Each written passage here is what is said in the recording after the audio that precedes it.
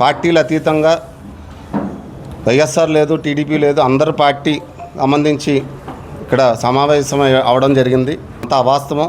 75 సంవత్సరాల క్రితం వైఎంవిఏ అనే సంస్థ ఏర్పడింది. ఆ సంస్థకి ఒక ఆయన విరాళంగా ఇచ్చారు.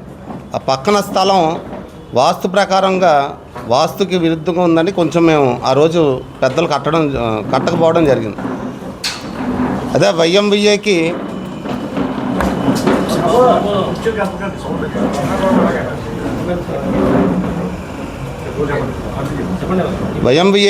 రాను కొంచెం చారిటీ పెరగడం, అలాగే కొంచెం వృద్ధులు పెద్దలు రావడం జరుగుతుంది. ఆ దృష్టి పెట్టుకుని పక్కన ఈ వరకు ఖాళీ స్థలం ఉందని ఒక అప్పుల్లో కొంతమంది వ్యాయామ కళాశాల వైఎంవిఏ ఇవ్వడం జరిగింది. మళ్ళీ వాళ్ళ దగ్గర నుంచి మేము తీసుకోవడం జరిగింది. ఎలా అంటే ఇంచుమించు ఒక 11 లక్షల రూపాయలు మేము ఇచ్చి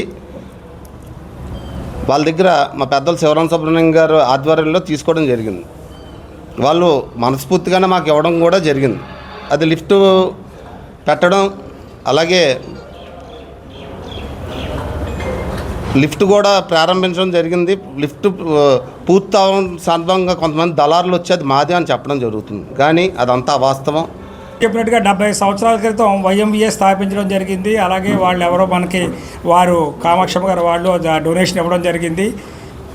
దాని కేవలం వాస్తు నిమిత్తం దీర్ఘచతురస్రాకారంగా ఉండాలి అనే కారణంగా కొంత క్రాష్గా ఉండే స్థలాన్ని వదిలి మేము బిల్డింగ్ కట్టడం మొదలెట్టాం. బిల్డింగ్ కట్టాం, పూర్తి చేసాం. తర్వాత దాన్ని రినోవేట్ చేసాం. అన్ని రకాలుగాను అందరికీ సమాజానికి ఉపయోగపడే కార్యక్రమాలు ప్రతి నెల వృద్ధాప్య పెన్షన్లు, అలాగే చిన్నపిల్లలకి ఉచిత వైద్యం అన్నీ అందిస్తున్నాం. అలా ప్రతి చోట కూడా ఇక్కడ మనం కూర్చున్న వైశ్య హాస్టల్లో కూడా ఉచితంగా పొరుగురు నుంచి వచ్చే పిల్లలందరికీ ఉచితంగా ఇక్కడ మనం వసతి కల్పిస్తున్నాం. అలాగా వైశ్యులు అంటేనే సేవా దృక్పథం అని అందరికీ తెలుసు. ఇక్కడికి వచ్చేటప్పటికి మాకు అక్కడ జరిగే ఫంక్షన్లు మొత్తం ఏ కులంతో నిమిత్తం లేకుండా, మతంతో నిమిత్తం లేకుండా, రాజకీయ పార్టీతో నిమిత్తం లేకుండా మేము అందరికీ కూడా స్వల్ప అద్దె తీసుకుని దాన్ని ఇవ్వడం జరుగుతున్నది. ఆ పరిస్థితుల్లో వృద్ధులకి అందరికీ కూడా ఇబ్బందిగా ఉంది అని చెప్పి మేము ఒక లిఫ్ట్ కట్టడం, అంటే అది మా స్థలమే, ఆ క్రాష్గా ఉన్నదని మాత్రం ఆ రోజుల్లో కొంతమంది పెద్దలు ఏదో చేసుకుంటారంటే వ్యాయామం చేస్తామంటే సరే అని చెప్పి ఇచ్చారు. మా వాళ్ళు ఒప్పుకున్నారు. కానీ మీ అందరికీ తెలుసు గత 25 సంవత్సరాల నుంచి కూడా అది ఖాళీగానే ఉంది. ఎదురుకుండా ఒక రామాలయం ఉంది, దాని బ్యాక్ సైడ్ అంతా కూడా ఖాళీగానే ఉంది. ఎవరు కూడా ఏ రకంగానూ ఎవరు ఉపయోగించుకోవట్లేదు. మేము ఈ పరిస్థితుల్లో అక్కడ వైఎంవిఏ అనేది 40 సంవత్సరాలు యువజనులకి, అలాగే మేము ఇచ్చేది మాత్రం అలాగ ఉండరు కదా, వాళ్ళు రారు, వృద్ధులు అందరూ వస్తూ ఉంటారు. అలాంటి పరిస్థితిలో ఒక లిఫ్ట్ కట్టుకోవాలనే ఉద్దేశంతో మేము అక్కడ లిఫ్ట్ స్టార్ట్ చేయడం మొదలెట్టాం.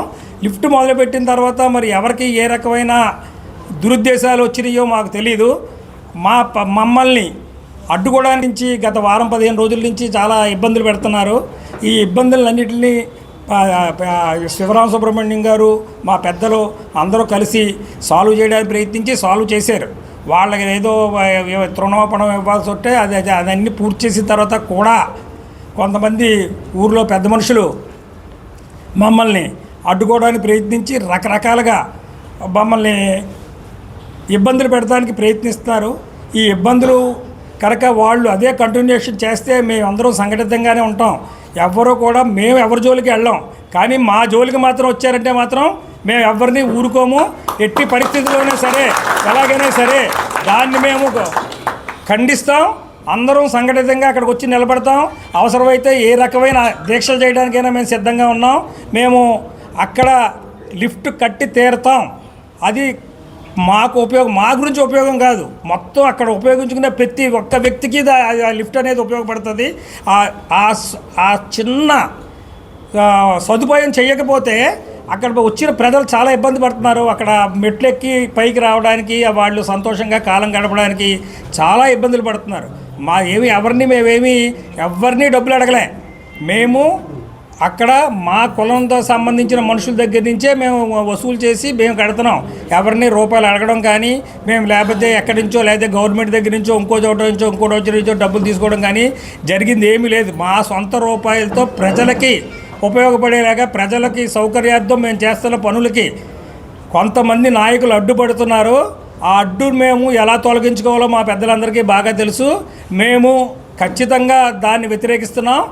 ఎవరు ఏ రకంగానూ మా మీదకి వచ్చారంటే మేము సంఘటితంగా దాన్ని ఎదుర్కోవడానికి సిద్ధంగా ఉన్నాం, ఎదుర్కొంటాం. ఖచ్చితంగా జరుగుతుంది. ఎక్కడెక్కడ నుంచో వచ్చే పేద ప్రజలకి టీవీ స్వామి వీళ్ళందరూ కూడా వైద్యం చేయించేవారు. అనేక మంది వైఎస్ఆర్ డాక్టర్స్ వీళ్ళందరూ కూడా ఒక్కొక్క వారం ఒక్కో డాక్టర్ వచ్చేవాడు. వైఎస్ఆర్ డాక్టర్ అందరికీ ట్రీట్మెంట్ చేయడం, మందులు కూడా ఇవ్వడం జరుగుతుంది. దాంట్లో భాగంగానే ఆనాటి తాలూకు మనుషులకి మాది అన్నది మేము గొడవ పడడానికి ఇష్టం లేక వాళ్ళకి డబ్బులు ఇచ్చి ప్రజా ఉపయోగం కోసం ఈవేళ మేము ఇది నిర్మించడం జరిగింది. రేపు పొద్దున అది డాక్యుమెంట్స్ పరిశీలిస్తాం. ఒకవేళ కాదు అని అంటే మున్సిపాలిటీలో ఏదైనా ఛార్జెస్ కావాలంటే పెడితే కట్టేస్తాం. దాంట్లో ఏమీ ఇది లేదు. మమ్మల్ని బెదిరించడం లేదే. ఏమో నాకు తెలియదు సార్. నేను మాట్లాడినప్పుడు నన్ను ఎవరు బెదిరించారని నేను ఎప్పుడు చెప్పలేదు. మాజీ ఎంపీ మార్గాని భరత్ వాస్తవాలు తెలుసుకోకుండా వాళ్ళని రెచ్చగొట్టి వాళ్ళందరినీ పంపిస్తున్నాడు. తెలుసుకోకుండా ఇప్పుడు శివరాం సుబ్రహ్మణ్యం గారు కూడా వైఎస్ఆర్సీపీలో ఉన్నారు. ఇప్పుడు అతను వాస్తవాలు తెలియదు. శివరాం సుబ్రహ్మణ్యం గారిని కనుక్కోవచ్చు కదా. అతను కనుక్కోకుండా మిగతా వాళ్ళని పంపించి తనకి రాజకీయంగా ఏదో ఉపయోగపడుతుంది అని చెప్పి ఏదో ఒకటి. అలాగే మా సదనం జోలికి వచ్చాడు. అలాగే గతంలో సదనం అనేది మన only vocational stores, only vocational studies only సదనంలోనే ఉండేది. అమ్మాయిలకి అందరికీ కూడా వొకేషనల్ స్టడీస్ చేసేవాడు, నేర్పించేవాడు ఫ్రీగా. ఇంచుమించు 700 మందికి ఇంచుమించు కనకేష్ గారే దానికి సెక్రటరీగా ఉన్నారు. గతంలో అది కూడా పేదలకు ఉపయోగపడుతుందని అప్పుడులో కొంత భూమి సదనం అమ్మితే ఆ డబ్బులు కూడా గవర్నమెంట్ తీసుకుందండి. అదే గవర్నమెంట్ పేదలకు ఉపయోగపడి తీసుకుంటే ఆ డబ్బులు సదనం అకౌంట్లో రాకుండా చాలా ప్రయత్నించాడు. ఆ రోజు కూడా శివరాం సుబ్రహ్మణ్యం గారు చాలా కృషి చేసి మళ్ళీ ఆ అకౌంట్లో పడడం జరిగింది.